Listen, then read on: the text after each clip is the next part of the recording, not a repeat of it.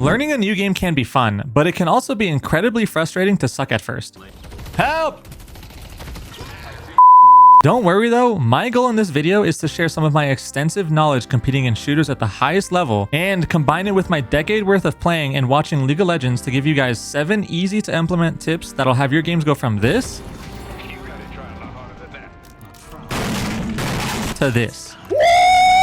Also, to give myself some credibility, I've only been playing Deadlock for 2 months now and have already hit the highest rank in the game. So without further ado, let's get into the tips. Tip number 1, focus on farming, especially early. Think of your souls as souls per minute and you're trying to keep your number high. Currently, kills don't really mean much early on, especially if the enemy isn't losing any minions. So choose to fight sparingly and instead use your time in lane to secure your souls. The reason farm is so important, if it's not obvious, is that you can be playing the most overpowered character in the game, but if you have 5k less souls than everyone else, you're going to feel much weaker. Of course, this doesn't apply to every character in the game. Supports like Dynamo or Kelvin obviously don't need as much farm to be useful to their teams, but my point still stands that even those characters do need income in order to buy important support items like Rescue Beam or debuff items. One last way of thinking about it before we move on is think about each item you're able to buy as an advantage over the enemy. Let's say you're in a solo lane and both of you have 2 items and both your characters are fairly even in strength. If you're farming well and are able to buy a 3rd item before the enemy laner can, you're now straight up just stronger than them and should look to trade with them.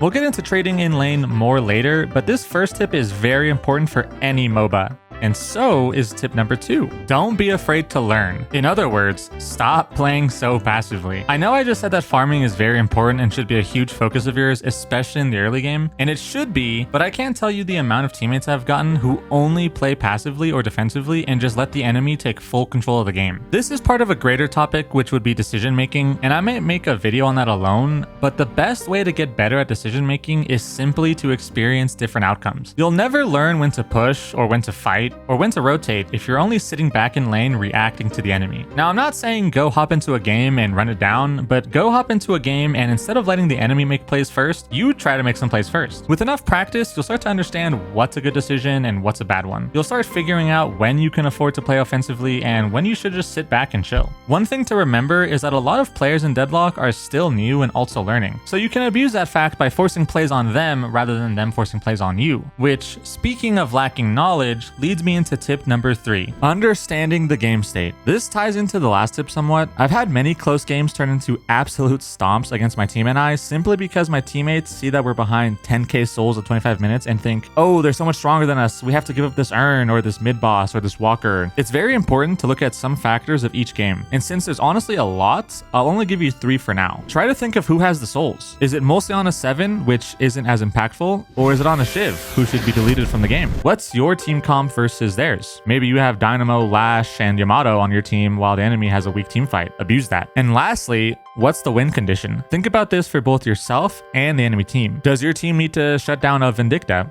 Buy Knockdown and Focus her. Does the enemy need to shut down you on Haze? Buy Unstoppable and play near your team more. Realize that the amount of souls isn't the only thing that determines the game, and there's plenty of ways to come back from a soul deficit, and I promise you will win more games. Unless of course your team's Abram is 0-13 and is mad so they decide to start trolling, in which case good luck. But that leads me to my next tip, which a lot of you might need to hear. Tip number 4. Stop giving up. Even in Eternus lobbies, I'm getting teammates who lose their lane and start calming things like, yeah, this is just over. Listen, I'm not a perfect player. I lose lanes sometimes too and die way too many times, but I make sure to stay relevant in the game through other means. If you're struggling in a game, think of what you can do to still help out your team. Whether it's communicating with your team that you're going to pressure the map by split pushing and asking them to try to get an objective elsewhere, or if it's as simple as you buying things like Silence Glyph or Knockdown, which are always going to be good in any game. This also goes back to tip number 1 regarding farming and the value in kills. It's fine to lose lane, but remember that deaths in lane and losing your tower matter less if you are doing your best to stay relevant to the game. Maybe you're in a hard lane. Buy items that keep you alive. Things like Restorative Shot, Healing Right, Extra Regen, and plenty more. Deadlock is in a state right now where I honestly think Sustain is way too strong, so abuse that if you find yourself dying in lane a lot or being low health often. Above all else, remember tip number 3 when it comes to winning or losing. I've come back from upwards of a 50k soul lead just because the enemy is either getting too cocky or our team comp is just way better. So yes, every game is winnable to an extent. The next tip is hands down the easiest tip to implement that also provides a ton of value. Tip number 5, spend your time efficiently and stay active. It's really important to stay active in Deadlock, especially in its current state, because not only can you maneuver around the map quickly to gank nearby lanes, but also there's boxes and statues that add up to give you leads and advantages. I'm talking every second too. You've cleared your wave, the next one isn't showing up for a while, look at your map and decide on what you could be doing, whether it's going to grab boxes and statues, or maybe looking for a gank nearby. One example of being active that I think a lot of people can benefit from is recognizing when dying is worth it. Say there's a big fight happening on the opposite side of the map and you don't think you can get there in time to contribute, but maybe the lane you're in is pushed and there's an enemy walker you can try to take, but there's a chance you'll die.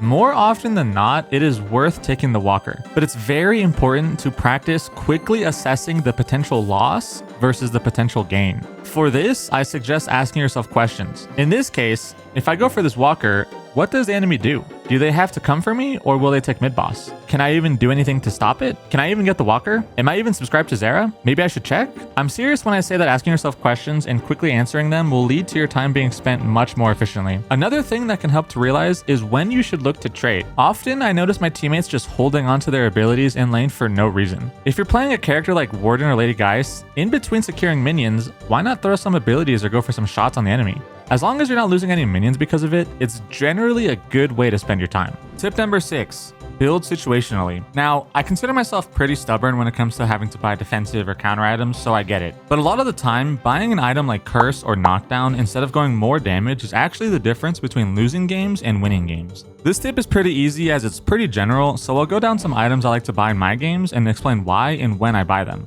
Spirit and bullet armor. Pretty self-explanatory. At the time of making this video, it's kind of a gun meta, so bullet armor is going to be more likely that you buy. But again, pretty simple. If you feel like you're taking a lot of gun damage, buy bullet armor. If you think you're taking a bunch of spirit damage, buy spirit armor. Debuff remover. This one is easy. If there's a pocket or an Infernus on the enemy team, or maybe like a fed bebop with a bunch of bombs, this is pretty much a must buy if they're a problem. It's also good if the enemy has a bunch of knockdowns or debuffs. Ethereal shift. This item, in my opinion, is extremely strong on a lot of characters. If you're familiar with League of Legends, this item is basically Zanya's, except way stronger in my opinion. It makes you untargetable for 3.5 seconds, and I like to play characters that tend to get focused like Infernus, Haze, Warden, and this item is insanely good for baiting. Not only does it buy time for your team to save you, but it also buys time for your cooldowns to come back up. This is especially good on Infernus currently with that abomination of a dash build. Lastly, and this one is really important, Healbane or any sort of anti-heal honestly. I currently believe there's way too much sustain in the game right now, so anti-heal items are honestly must-buys a lot of the time.